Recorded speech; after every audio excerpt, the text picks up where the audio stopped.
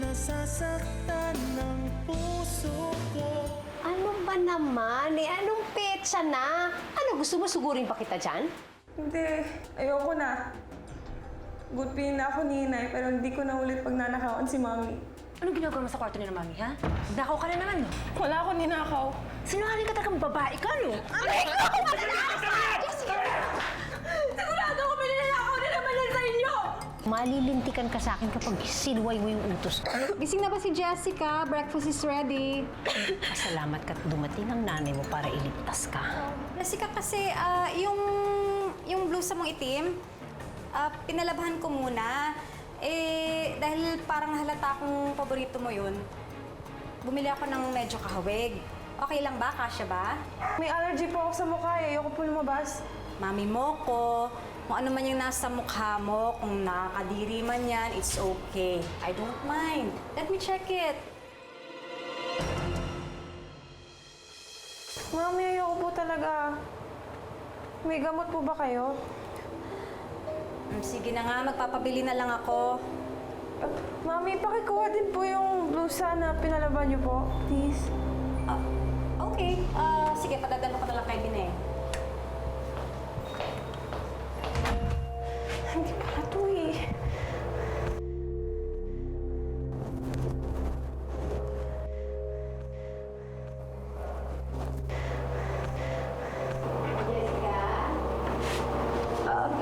Po? Ano po yung gamot sa allergy mo? Tsaka yung gloves na pinadala sa'yo, ha? Sige po. Sa lamesa. Opo. Okay, labas na ako.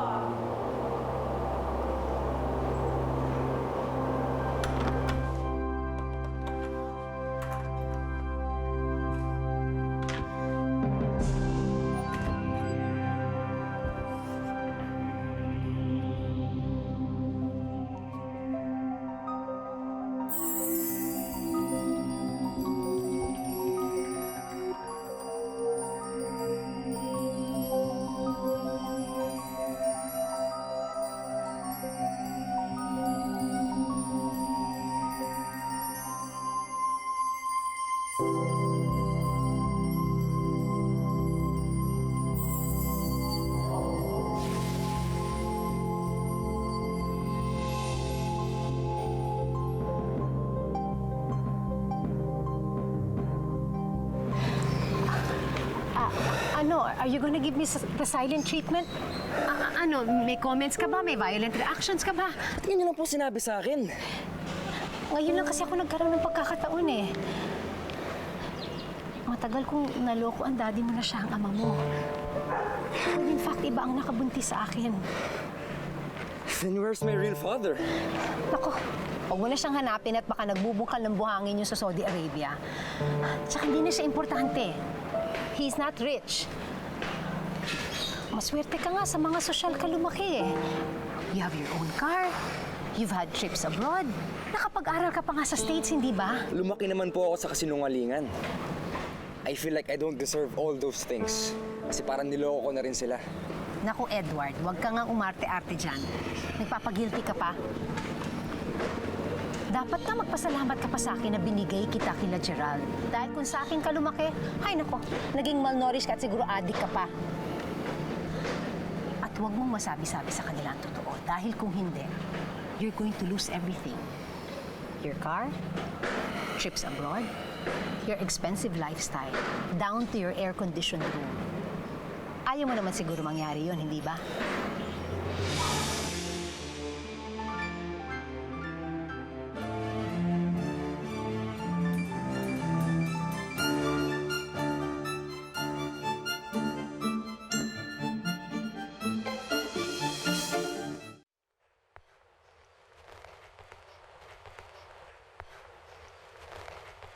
Hi, Ma. Nagkasabay pala kami ni Daddy papunta dito. Pwede ba makasabay kumain sa inyo, Rhea? Bahala ka. Si Jessica, hindi pa ba bumababa? Para sabay-sabay na sana tayong kumain? May allergies sa mukha. Nahihiyang humarap sa atin. Bining! Pakuha ko na lang ng pagkain. Bining! Wala to. Arte naman ng Jessica na yan. Porkit may allergies lang, ayaw na bumaba. Hayaan niyo na po magutom yun. Allison, ano ka ba? Dad, I'm sorry. I really can't help it. I don't like her. Pero kapatid mo pa din siya. If you don't like her, then at least respect her.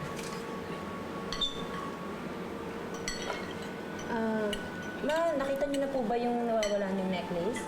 Di pa eh. Na-misplace ko lang yun eh. Kita rin yun.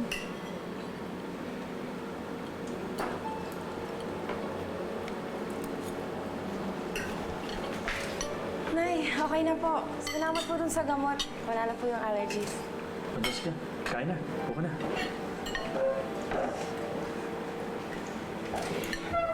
Allison, tapos ka na ba? Hindi na po ako ng gana. Hahanapin ko na lang po yung necklace na nawawala. I think I know exactly where to look.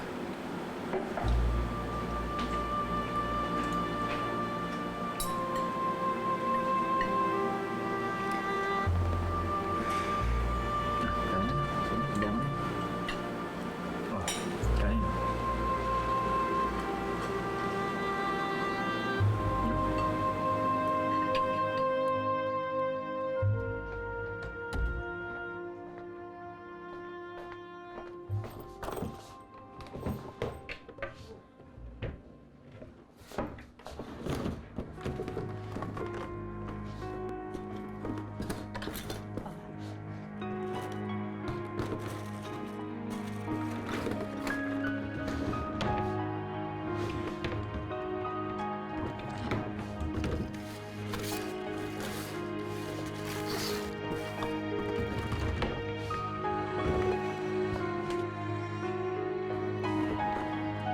Anong ginagawa mo sa kwarto ko? Hinahanap ko yung kwintas na ninakaw mo kay Mommy. Wala akong kinuha. Ilang beses ko ba dapat sabihin sa'yo? Stop telling me that! Dahil kahit anong sabihin mo, hindi ako maniniwala sa'yo! Alam kong ikaw ang kumuha ng kwintas ni Mommy. Alam mo, hindi ka na nakontento, no? Nakikita na ka nga lang dito, nagnanakaw ka pa! Sige, halongkatin mo ang buong kwarto para malaman mo lang na wala akong ginagawang masama. Allison, alam ko na ayaw mo sa akin. Pero wag mo naman ang pagbintangan dahil lang doon. It's not true that I don't like you. I hate you. At gagawa ako ng paraan para malaman nila na tama ang hinala ko sa'yo. I know there's a devil inside your beautiful face. Kung may masama sa atin, ikaw yun. Dahil napangusga ka kahit walang basihan. The nerve of you to say that. Sumusobra ka na.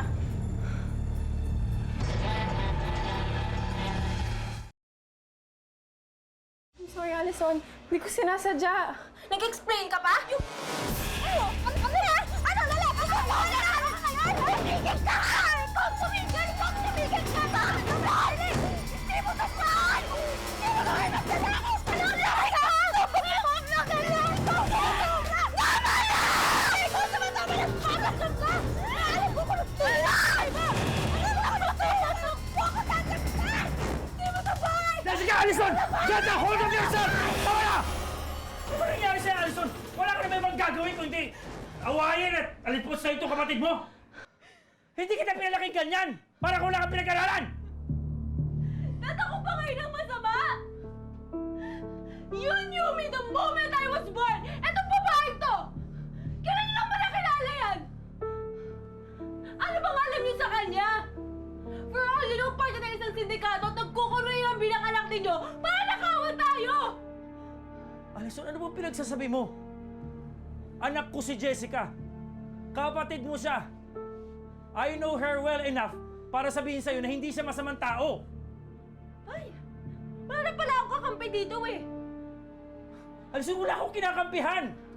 Yeah, right, Dad. Whatever! Allison, bumalik ka dito! Huwag mo akong pagsalita na ganyan!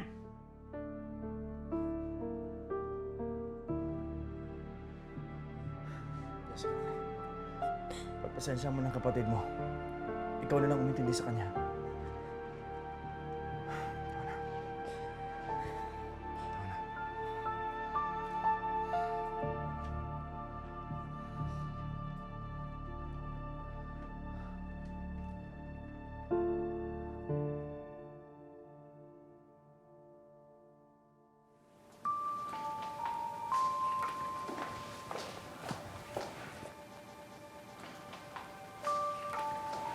Good morning, sir.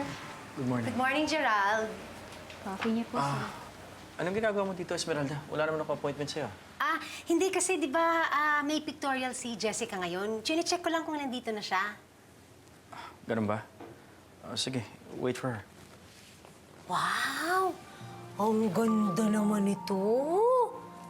Ako, mukhang may pagre-regaluhan ka. Meron si Rhea. Kakaingit naman ito si Rhea. Siguro mamahalin niya na. Siguro may mga 150,000 yan, ano? Esmeralda, gusto mo hintayin mo na lang si Jessica sa lobby? Parating na rin yun. Alam ko naman, taalisin mo ako eh. Pero, pwede akin na lang to, ha? Sige. Thank you. Alis na rin ako.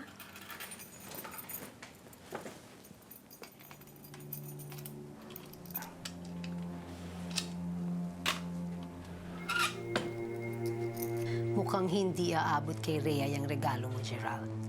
That's going to be mine.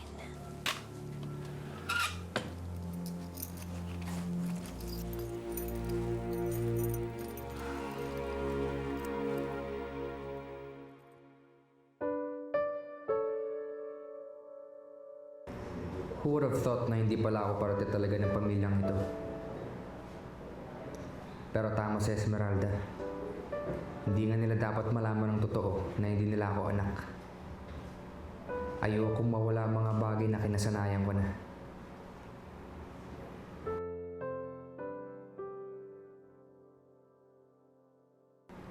At ikaw, kaya naman pala kita gustong-gusto, Jessica. Hindi naman pala tayo magkadugo after all. Bakit nagsasalamin ka pa, Jessica? Hindi naman magbabago yung tsura mo eh. You still look hot.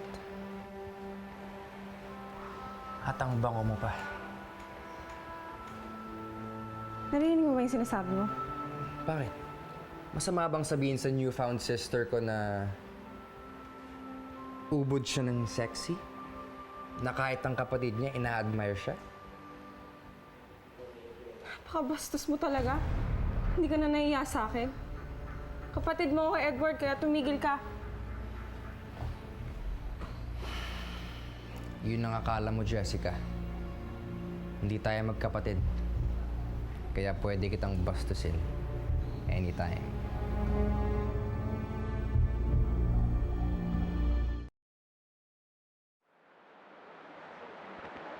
Jessica! Shh! Halika nga dito. Wait lang. Bakit late ka? Ay, hindi naman po ako late eh. Late ka na para sa akin. Kasi kanina pa ako dapat may ipapagawa sa'yo. Ano po yun? Pumunta ka sa opisina ng daddy mo. Doon sa kanyang desk, may drawer. Pag binuksan mo yun, meron isang maliit na box. Naku, may laman na mamahaling relo. Kunin mo para sa akin, ha? Nay, kahit iba na lang po yung utos niyo sa akin. Huwag na po yung nakawan ng mga magulang ko kasi hindi ko na po magagawa yun. Abay, pambihira naman, nagre-reklamo ka na naman. Baka naman nakakalimutan mo na hawak ko ang sikreto ng pangit mo mukha. Sige ka, pag hindi mo ginawa yan, kukubaran kita pagkatapos sa harapan ng maraming tao. Naku, wag ka na nga makonsensya. Di sige, ikaw bahala ka. Gusto mo, pwede mo ipakita yung pangit mong mukha sa kanilang lahat para malaman nila na ikaw si Jessa na kriminal. Tapos itatakwil ka na naman ng mga magulang mo.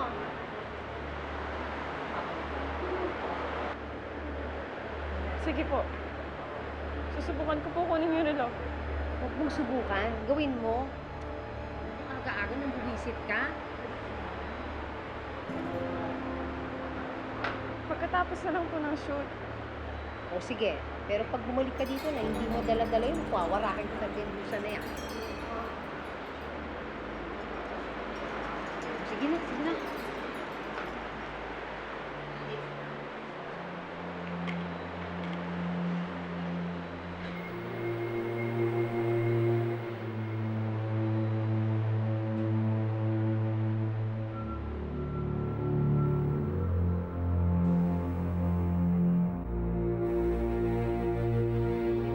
Okay, hold it, guys, maintain.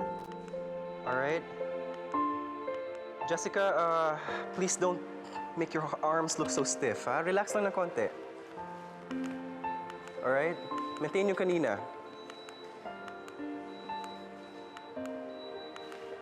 I need one more. Guys, this is a perfume ad. It's not working.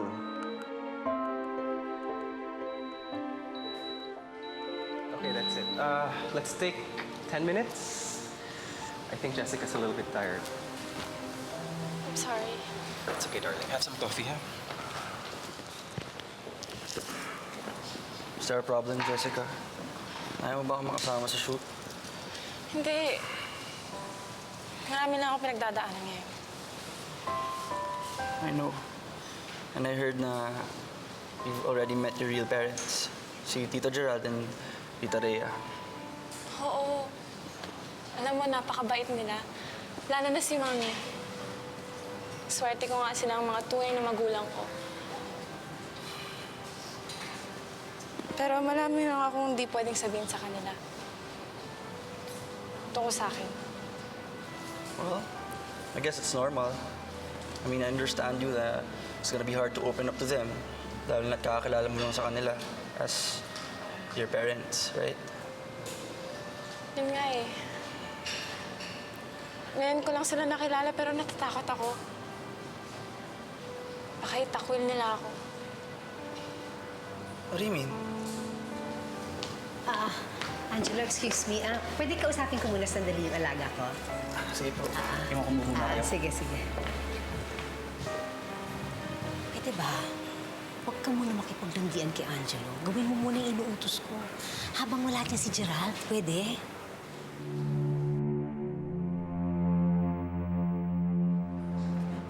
Good morning po, Mr. Scotty. Allison, hindi ko nagustuhan ang pagsagot mo sa akin in front of your sister last night. Sorry po, Daddy. Hindi na po mauulit. Ang alin? Ang pagsagot mo sa akin? O ang pakikipag-away mo sa kapatid mo? I'll try both. Allison, try harder. O di ba iwasan mo ng pakikipag-away sa kapatid mo? Hindi pa nga kami nagkakasundo ng mami mo eh. Pati ba naman kayo? Dad, di ba may meeting kayo with the production today? Nadala niyo po ba yung JPEG file with the designs and the new budget? Hindi. Naiwan ko. Pakikuha na lang sa lock drawer ko. Sige po. Ito, susi oh. Melchor, wait for me ah. May kukunin lang ako sa office ng dad ko. Pakisunod sa akin sa kotse. Sige po. Sige.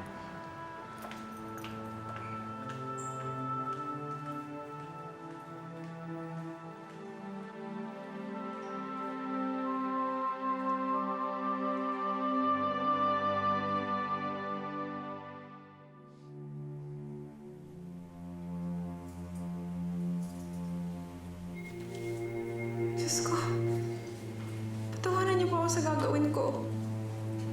Alam niyo naman po hindi ko gusto to. Pero kailangan ko pong gawin. Dito kaya yung sinasabi ni Inay? Nakala kong door.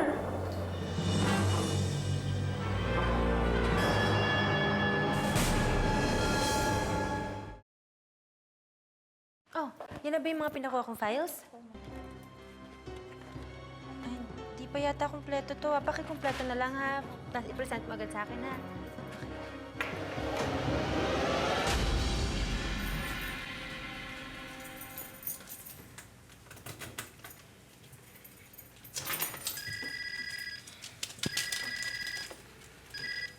Yes, Dad. Opo, nakuha ko na po yung CD files. Saan po nakalagay dito yung hard copy? Etong black. Okay. Okay po, I'll be there in a bit. Okay po. Bye-bye.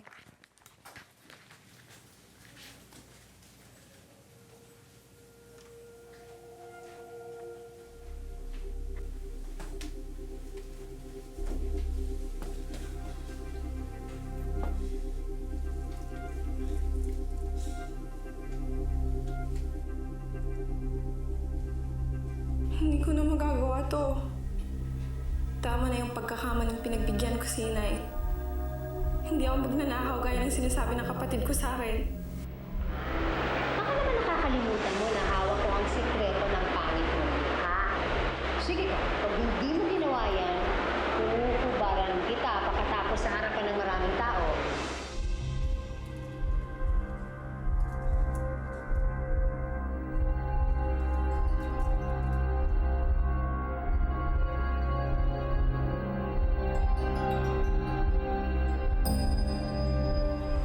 Ano pare, tuloy ba yung plano mo? Nag-arrange ko na yung pinapagawa mo. Well, I guess I have to ask Jessica first about it. At parang kabadong-kabado ka. Alam mo, relax ka lang.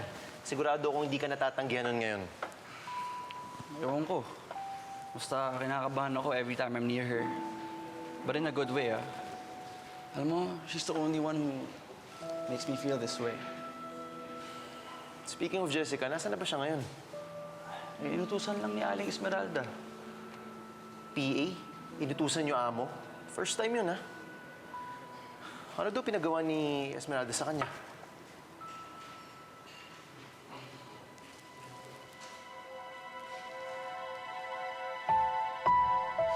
Sige po, Dad. Isilipin ko na lang po ulit. Sa drawer po. Ay! Nananadya ka ba talaga, Jessica? Sorry, hindi ko sinasadya, Alison. Sa susunod, pag alam mo paparating ako, pwede bang ikaw na lang yung umiwas sa akin? Kaysa tuwing nakikita kita, nasisira yung mood ko eh. Sorry na talaga. Sorry, hindi ko sinasadya. Ba't ka ba nagmamadali? Galing ka ba sa office ng daddy ko, ha? Hindi ko sinadyang banggain ka. Baka kasi hinahanap na ako sa shoot. Sorry, ah.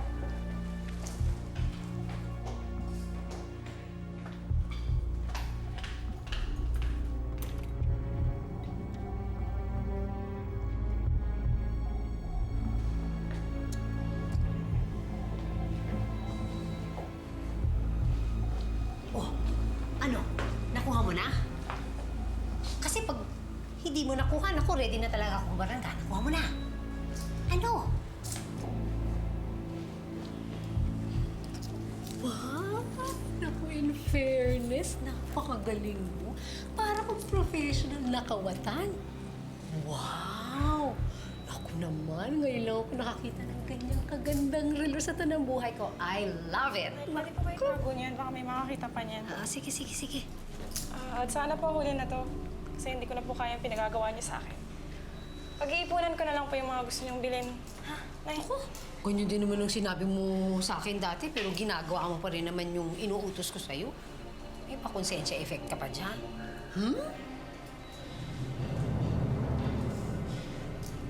Jessica? Ay, Pwede ba kita makausap? Nakakagulat ka naman. Gerald.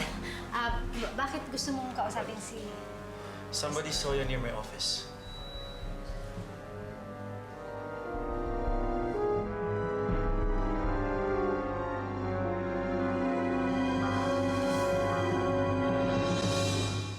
Napatawag ako dahil alam na namin kung sino kumuha ng box dito sa opisina ko. It's Jessica Madrid! I told you, Dad! Magnanakaw talaga yun eh! Si Jessica. hindi ko po ginusto ang ginawa ko, pero... Ano ibig mong sabihin hindi mo ginusto? Eh, paano naman kung magsumbong yan sa pulis? Ay, di subukan niya magsumbong sa pulis para malaman na nilang lahat na siya si Jessica Pangit, na siya si Jessica Kriminal. May nag-uutos sa'yo? Opo. Sino nag-uutos sa'yo? Si Inay. Si Esmeralda?